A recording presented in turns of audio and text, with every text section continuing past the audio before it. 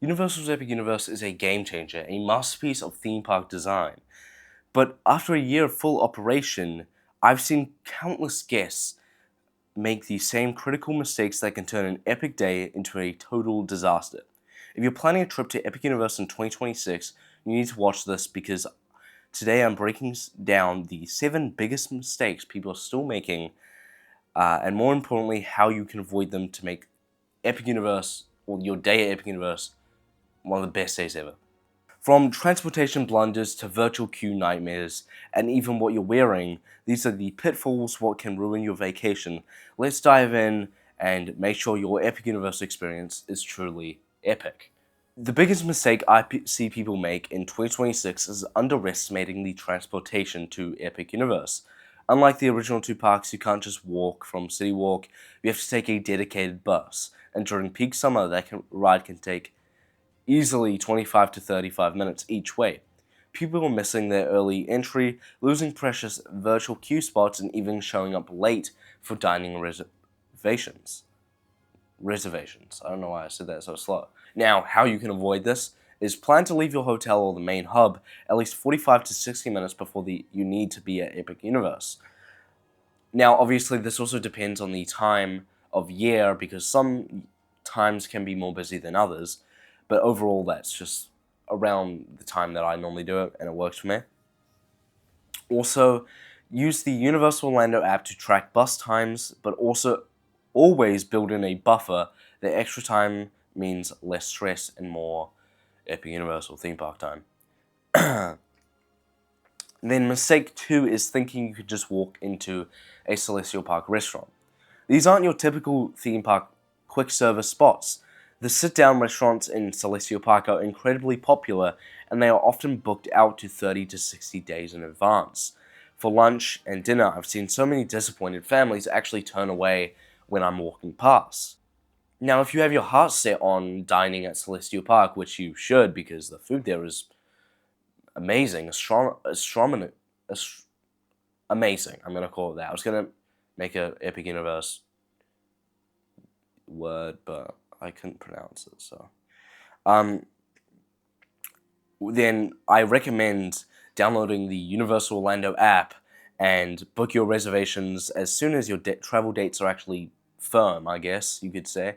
Ideally 60 days out for booking that. Now, for quick service, plan to eat at off-peak times like 11:30 a.m. or after 1:30 p.m. Now, mistake 3 is kind of a classic, I guess, trying to do all of Epic Universe in a day without a solid plan. Epic Universe is a huge park. It is, I think, the biggest park out of all 3 of them. Yeah. No, obviously it is. What am I talking about? Yeah, it's the biggest park out of all 3 of them. Each land is incredibly detailed as well, and rides like Mario Kart and Monsters Unchained have significant wait times. And don't even get me started on Ministry of Magic. That is ridiculous how long that wait time was. Now, if you try and cram all of this in one day, then you're going to be incredibly stressed, running to rides and everything, and likely missing out on the incredible details and shows. And to avoid doing this, ideally plan for 1.5 days to 2 days at Epic Universe. If one day is all you have, prioritize 1 or 2 lands you absolutely want to experience fully. Use the Universal Orlando app also to monitor wait times about virtual queues and be realistic about what you can actually accomplish. Also, it stays open till 10 p.m., so keep that in mind so you do have quite a bit of time at Epic Universe. I used the Express Pass when I was there not too long ago, and that I ended up finishing it in one day. But the lines were really busy when I was there, and I was in quite a slow wait time, I guess, season. Like, I wasn't in a peak season. So, yeah, it's quite a busy park. Now, weather is another mistake. Mistake 4. It's a painful one. Forgetting your weather gear, Epic Universe especially, Celestial Park, and the pathways between land is very open. You're exposed to that intense Florida sun, which, you're gonna get sunburnt in Florida. There's a good chance. And those afternoon thunderstorms as well. If you're in summer, those summer storms can really be quite brutal. But they can really roll out of anywhere, honestly. So just be prepared. So just pack sunscreen, maybe a poncho. Really anything that might help you on terms of weather. Now, a hat as well. I just always wear hats when I'm at Universal, pretty much, or in Florida in general. So yeah, even on cloudy days, the UV index can be quite high. So I do recommend looking at the forecast, bring a small umbrella maybe, and being prepared in general. My voice has gone really weird. I am sick, so excuse my voice. Now, mistake number 5 would be spending your entire day glued to your phone and chasing virtual queues. Well, virtual queues are necessary for popular attractions like Super Nintendo World. Constantly refreshing the app means you're missing out on incredible atmosphere, the streetmosphere, entertainment, and the hidden details that make Epic Universe so special.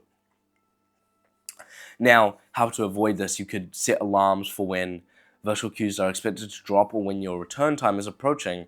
Don't let your phone dictate your time or your day. Immerse yourself in the land and enjoy a show or grab a snack. Mistake number 6 is not using the Universal Orlando app. So this might seem obvious to some, but not fully utilizing the Universal Orlando app is a massive mistake in general. It's kind of your lifeline, or in Epic Universe for especially. It has interactive maps, real wait times, mobile food ordering, and is essential for virtual queues if you're not using it. You're pretty much flying blind if you're not using it. Now, how you can avoid this is pretty self-explanatory. Download the app. Also familiarizing yourself with the features would definitely help a lot. Linking your tickets, set up mobile ordering. The more you know the app, the smoother your day will actually be. And finally, the final mistake that you can make and how to fix it, or avoid it, I guess, is rushing through Celestial Park and the transition areas. Now, in my opinion, these aren't just walkways, they're part of the experience. Celestial Park is stunning, especially at night, and the portals are incredible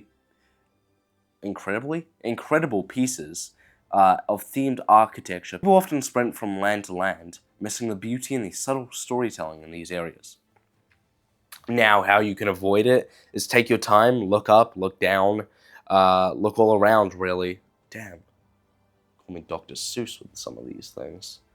Oh my gosh, I'm so unfunny sometimes.